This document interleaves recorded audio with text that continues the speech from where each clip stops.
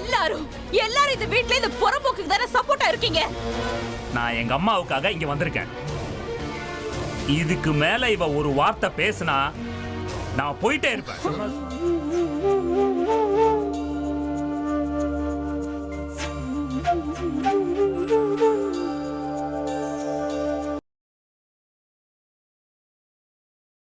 Natasha, நீ முதல்ல போய் ரெஸ்ட் எடுவா. அங்கிள், நான் இந்த டேப்லெட்ஸ் எல்லாம் கொடுத்துட்றேன். சரி, மெதுவா பார்த்து போ.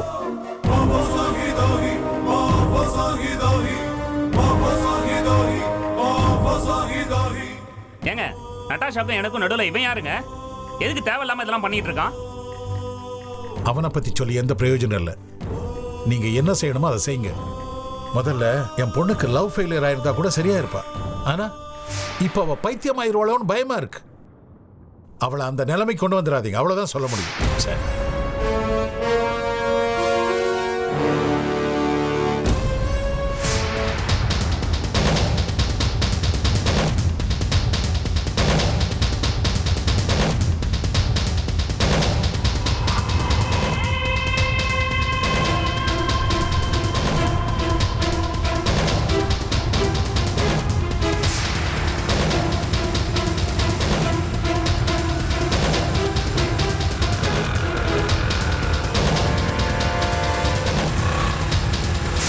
Saravanan, one second.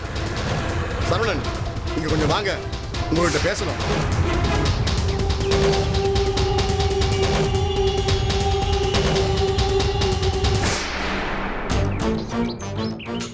என்னங்க?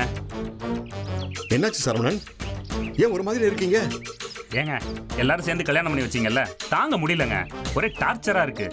அங்க யாரும் என்ன நம்ப மாட்டேங்கிறாங்க. பத்தாததுக்கு அந்த ஆனந்தி இருக்காளே, அவ வந்து வீட்டுல அசிங்க அசிங்கமா பேசி குழப்பி விட்டு போயிட்டான். நானும் கேள்விப்பட்ட சரவணன், நீங்க கொஞ்சம் பொறுமையா இருக்கணும். ரெண்டாவது, அந்த வீட்டில் இருக்கிறவங்க எல்லாருக்கும் உங்க மேல நம்பிக்கை வர மாதிரி நீங்க நடந்துக்கணும். பழனியில ஆனந்தி நடந்துகிட்ட விதமும் சரி, இப்போ உங்க வீட்டுக்கு வந்து நடந்துகிட்ட விதமும் சரி, ரெண்டுத்தையும் சேர்த்து வச்சு பார்க்கும்போது அவங்க எல்லாருக்கும் உங்க மேல இருக்கிற நம்பிக்கை இழக்கிற மாதிரி தான் இருக்கு. நீங்க தான் சமாளிக்கணும் சரவணன். நட்ராஷ் கிட்ட போய் பேசுங்க, அவங்களுக்கு புரிய வைங்க, கோவப்படாதீங்க, கொஞ்சம் பொறுமையா இருங்க. ஏங்க, என் நிலைமையை புரிஞ்சுக்காம பேசுறீங்க? உங்களுக்கு என்னங்க, அந்த கடைக்காக தானே இதெல்லாம் பேசுறீங்க? அது கிடைச்சா உங்களுக்கு வேலை முடிஞ்சது. சரவணன், இப்படி அவசரப்பட்டு பேசுறத முதல்ல நிறுத்துங்க. வாழ்க்கைங்கிறது வியாபாரம் தான், நான் இல்லைன்னு சொல்லல. ஆனா அதுக்காக தான் இதெல்லாம் நான் பண்றேன்னு நீங்க நினைக்கவே நினைக்காதீங்க. அது உண்மையும் இல்லை. சரவணன், எனக்கு உங்க அண்ணா அண்ணி மேல கோபம் இருக்கிறதுக்கு காரணமே அவங்க உமாக்கு எதுவும் பிரிச்சு கொடுக்கலங்கிறது தான். நாங்களும் பல தடவை பல விதத்துல கேட்டு பார்த்துட்டோம், ஆனா எதுவும் நடக்கல. வீரமணி கூட எங்கிட்ட கேட்டாரு, சரவணன் அந்த ஏஎஸ்எல்ஸ் கொடுத்தா நீங்க பணம் ஏதாவது கொடுப்பீங்களான்னு. ஆனா கைராசி சில்க்ஸ் வீடு ரெண்டுத்துல இருக்கிற உரிமையை உமா உங்களுக்கு விட்டு கொடுக்கும் போது நீங்க அந்த ஏஎஸ்எல்ஸ் விட்டு கொடுக்கறதுல ஒன்றும் தப்பு இல்லையே. எனக்கும் சரி என் பையனுக்கும் சரி மற்ற தொழிலை பத்தி எதுவும் தெரியாது. அதுபோல உமாவுக்கும் அதுல கொஞ்சம் கூட அனுபவம் கிடையாது. ஆனா உமா உங்க குடும்பத்துல பிறந்தவ தானே, உங்க குடும்ப ரத்தம் அவ உடம்புல ஓடுது இல்ல, அந்த அடிப்படையில் அந்த அறிவு கொஞ்சமாவது அவளுக்கு இருக்கணும் இல்லையா? அதனால தான் அந்த கடையை உங்ககிட்ட கேட்டோம். அதை போய் நீங்க தப்பா பேசுறீங்க. ஒரு முக்கியமான விஷயம், அது பேசுறது தான் உங்களை கூப்பிட்டேன். அன்னைக்கு அந்த வைரம் ஏதாவது உங்ககிட்ட பேசினார? ஆமாங்க. அவன் யாருங்க? நடு ரோட்ல வச்சு எங்க அம்மா நினைவு நாளுக்கு வரதை பத்தி அவன் பேசுறான். அவன் அங்கேயே வெட்டி போட்டிருப்பேன், வேணான்னு விட்டுட்டேன். சரவணன், கோவப்படாதீங்க. உங்க அம்மாவோட நினைவு நாளுக்கு நீங்க போங்க. என்ன பாக்குறீங்க? உங்க அண்ணன் என்கிட்ட பேசினாரு, நீங்க போங்க. உங்களுக்கு ஆனந்திக்கும் தானே பிரச்சனை, மற்றபடி கைராசி வீட்டுக்கு உங்களுக்கு என்ன இருக்கு? நான் எப்படிங்க? அதெல்லாம் சரியா வராதுங்க. அங்க இருக்கிறவங்க எல்லாம் என்ன எப்படி பாப்பாங்க தெரியுமா? அதெல்லாம் ஒண்ணும் கிடையாது சரவணன். ஆனந்தி மட்டும் தான் உங்களை எதிரியா பாப்பா. மற்றபடி சண்முகத்துக்கு என்ன வந்துச்சு, ராஜேந்திரனுக்கு என்ன வந்துச்சு? இல்ல உங்க அண்ணன் சிவஞானமும் மீனாட்சியும் என்ன கேட்க போறாங்க? ஏன் இப்படி பண்ணுன்னு 4 வார்த்தை கேட்க போறாங்க. அதுக்கு நீங்க எனக்கு என் பொண்டாட்டி சரியில்லை, அவ கூட வாழ விருப்பம் இல்லைன்னு சொல்லிட்டு போங்க, அவ்வளவுதானே. நீங்க கட்டாயம் அங்க போகணும். அங்க உங்களுக்கு என்ன பிரச்சனை வந்தாலும் உங்களுக்கு சப்போர்ட் பண்ண உமா இருக்கா. உமா கிட்ட எல்லாம் சொல்லியிருக்கேன். உங்களுக்கு எதிராக யாராவது பேசினாங்கன்னா உமா உங்களுக்கு சப்போர்ட் பண்ணி கடுமையா அவங்கள திட்டுவா. அப்புறம் வைஜெயந்தி வேற இருக்கா, இதை பயன்படுத்திக்கங்க. நாம எல்லாரும் ஒன்னாயிட்டா அப்புறம் நம்ம யார் என்ன பண்ண முடியும்? நல்லா யோசிச்சு ஒரு நல்ல முடிவா எடுங்க. உங்க அம்மாவோட நினைவு நாளுக்கு கட்டாயமா போங்க. இதை சொல்லத்தான் நான் உங்களை கூப்பிட்டேன். நான் வரேன்.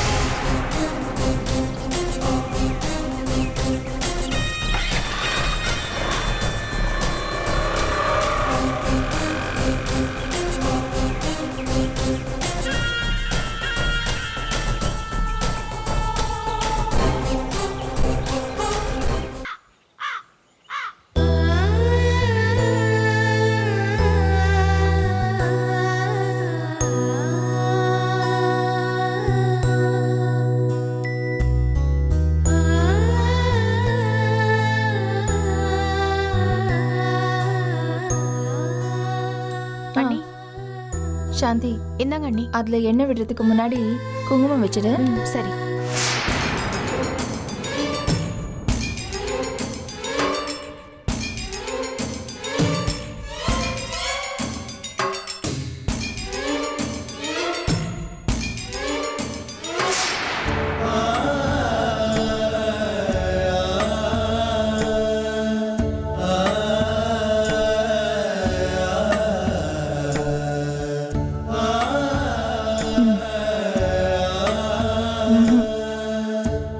என்ன மீனாட்சி, ரெடி ஆயிடுச்சா?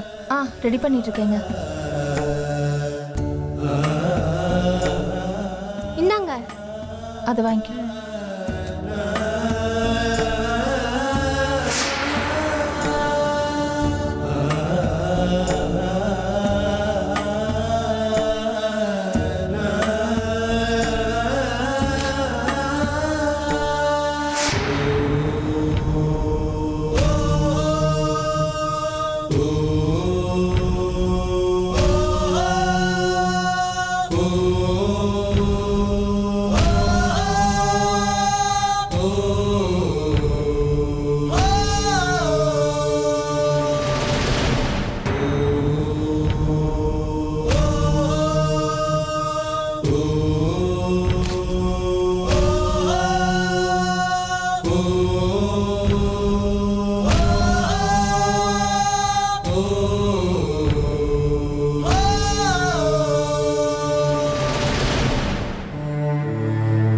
மாப்பிள, ராஜேந்திரனை பத்தி ஏதாவது தகவல் தெரிஞ்சதா?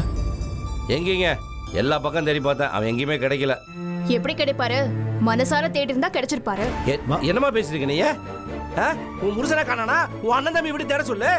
என்ன உன் முருசன் தேடக்காத எங்க அப்பா மேல தெருவில் பெற்று விட்டுருக்காங்களா? என்னமா பேசிருக்க நீ? மாப்பிள, ஏங்க நான் தான் அந்த சரௌண்ட் பேசும்போது அந்த தவு நான்ல நீங்களா வந்து பேசுனீங்களாங்க? நான் அவன்கிட்ட போன்ல பேசிட்டேன், அவன் வரேன்னு சொல்லிட்டேன். என்னது? யார் வரது? என்ன சொன்னீங்க? அந்த ஆள் வரானா? அந்த ஆள் எதுக்குங்க இங்க வரா? சொல்லுங்க. ஏங்க என் வாழ்க்கையை நாசம் பண்ணிட்டு போனா அவன் எப்படிங்க இங்க வர முடியும்? என்ன நினைச்சுக்கிட்டு இருக்கீங்க நீங்க எல்லாரும்? ஏங்க, சரவணன் அண்ணன் இந்த வீட்ல பிறந்தவரு, அவரு வரக்கூடாதுன்னு நீங்க எப்படி சொல்லலாம்?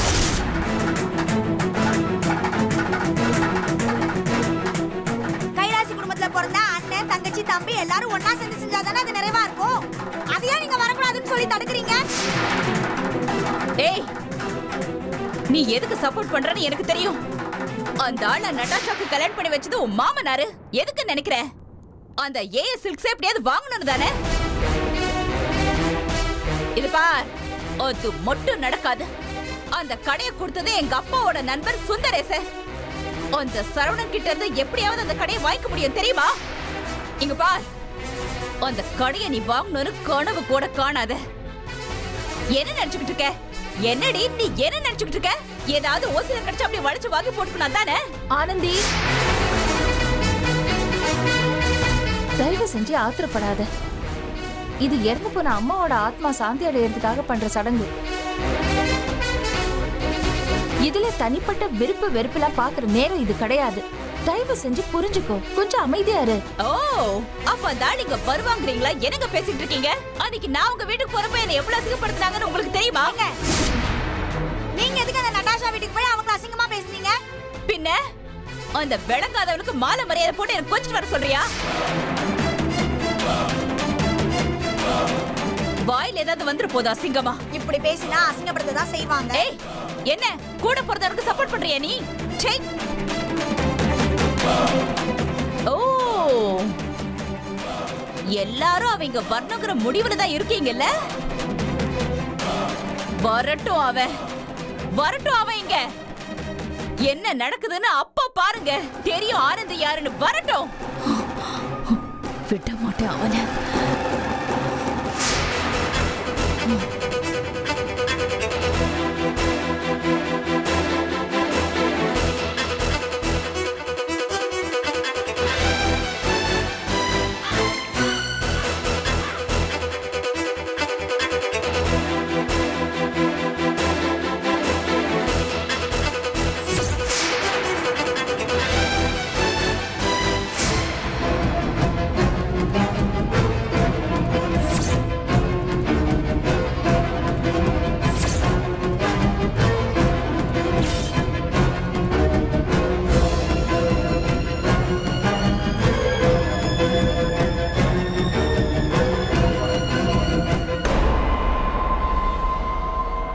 வா சரவணா.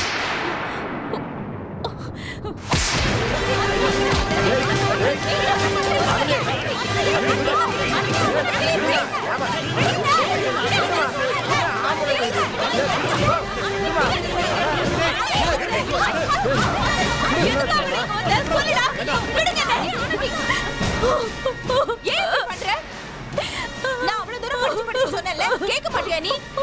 எதுக்குங்க நான் எதுக்கு விடணும்? அவன் என்னை விட்டுட்டு போவான், ஆனா நான் எதுவும் கேட்க கூடாதா? அனுப்புங்க அவனை வெளியே. சரி அது விடுங்க, நான் வெளியே போட்டா நான் வெளியில போட்டுமா சொல்லுங்க. இத்தனை நாள் உங்களை நம்பினதுக்கு என்னங்க பிரயோஜனம்? என் புத்திய செருப்பால நானே அடிச்சுக்கணும். இதோ வந்திருக்கானே புறம்போக்கு. ஒரு வார்த்தை கேட்டீங்களா யாராச்சும்? எல்லாரும் இந்த வீட்ல இந்த புறம்போக்குக்கு தானே சப்போர்ட்டா இருக்கீங்க. இந்த பாரு ஆனந்தி, சரவணா இந்த வீட்டுக்கு வந்தது அம்மாவோட நினைவு நாளுக்காக மட்டும்தான். அது முடிஞ்சதும் அவன் போயிடுவான். ஓ அப்ப என்னங்க எல்லாரும் இப்படியே பண்ணா அப்ப என் வாழ்க்கை என்ன? என் வாழ்க்கைக்கு என்ன பதில் சொல்லுங்க. எனக்கு பதில் சொல்லுங்க.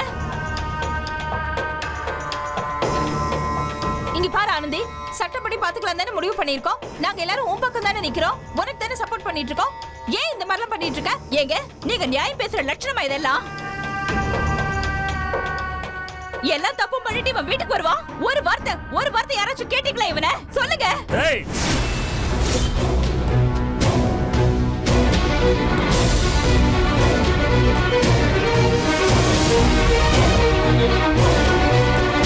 இங்க பாருங்க, நடந்து முடிஞ்சு போன விஷயத்தை பத்தி யாரும் எதுவும் பேசக்கூடாது. பேசுனீங்கன்னா நான் பட்டி கிளம்பி போயிட்டே இருப்பேன். அதான் அந்த பானுமதி மூலியமா கோர்ட்டுக்கு போறதா முடிவு பண்ணிட்டீங்கல்ல? போலீஸ் வந்து என்னை விசாரிச்சுது. இது என் தனிப்பட்ட விஷயம். இத யாரும் பேசக்கூடாது. இத பாருங்க, நான் எங்க அம்மாவுக்காக இங்க வந்திருக்கேன். இதுக்கு மேல இவ ஒரு வார்த்தை பேசினா நான் போயிட்டே இருப்பேன். பழனியில அந்த வைரவன் அடியால் வச்சு என்ன கொல்ல பார்த்திருக்கான்.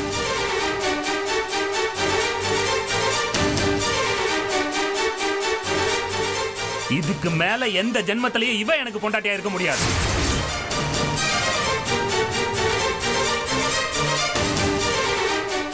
இப்ப நான் இங்க இருக்கட்டுமா போகட்டுமா?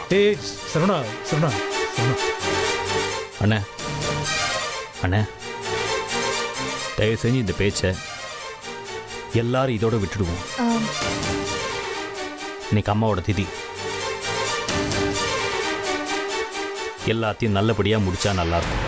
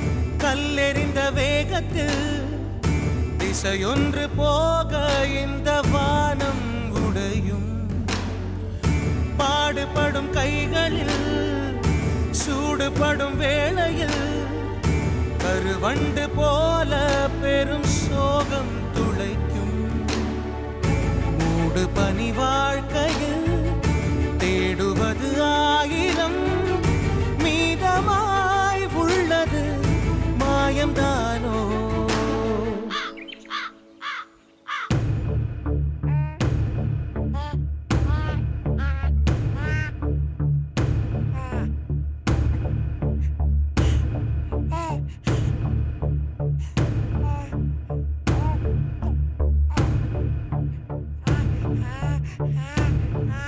அண்ணே அண்ணி குழந்தைய உங்க மடியில தூக்கி வச்சு பேர் வைங்க.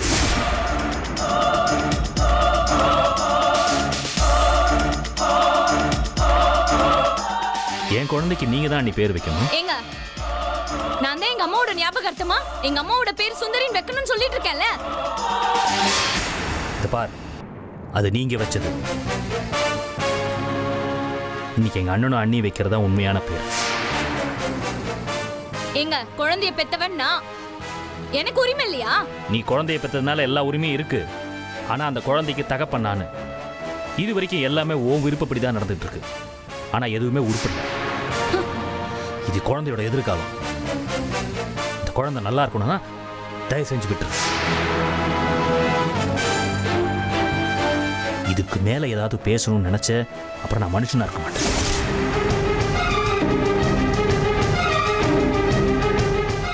அண்ணி இந்தாங்க அண்ணி, குழந்தைக்கு பேர் வைங்க.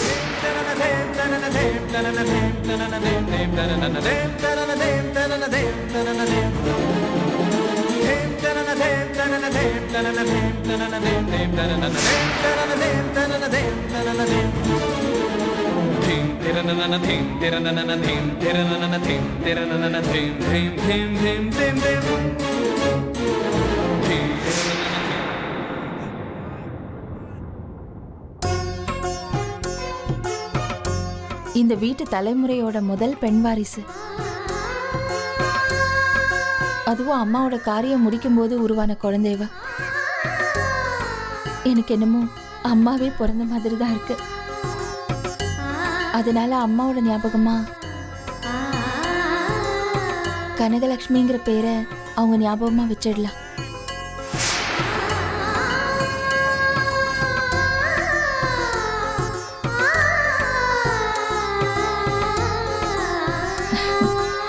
இனிமையான பேருமா. கனகலட்சுமி கனகலட்சுமி கனகலட்சுமி.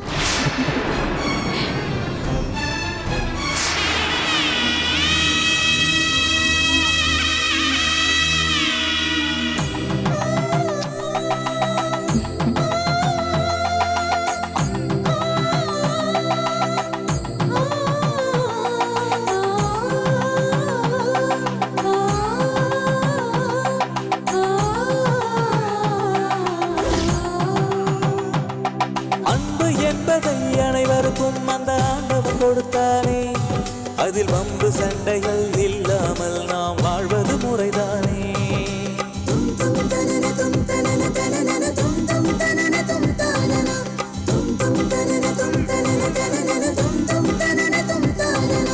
அன்பு என்பதை அனைவருக்கும் அந்த ஆண்டவன் கொடுத்தானே, அதில் வம்பு சண்டைகள் இல்லாமல் நாம் வாழ்வது முறைதானே. புது உறவுகள் இணைந்தது, இனிமைகள் தொடர்ந்திடும் உல்லாசம் ஊர்வலமே.